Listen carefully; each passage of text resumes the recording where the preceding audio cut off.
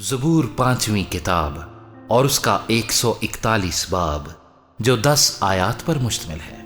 اے خداوند، میں نے تیری دہائی دی ہے، میری طرف جلد آ۔ جب میں تجھ سے دعا کروں تو میری آواز پر کان لگا۔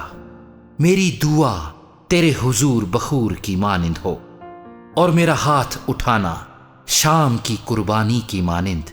اے خداوند، میرے منہ پر پہرا بٹھا، میرے لبوں کے دروازے کی نگہبانی کر۔ میرے دل کو کسی بری بات کی طرف مائل نہ ہونے دے کہ بدکاروں کے ساتھ مل کر شرارت کے کاموں میں مصروف ہو جائے، اور مجھے ان کے نفیس کھانے سے باز رکھ۔ صادق مجھے مارے تو مہربانی ہوگی، وہ مجھے تنبیہ کرے تو گویا سر پر روغن ہوگا۔ میرا سر اس سے انکار نہ کرے، کیونکہ ان کی شرارت میں بھی میں دعا کرتا رہوں گا۔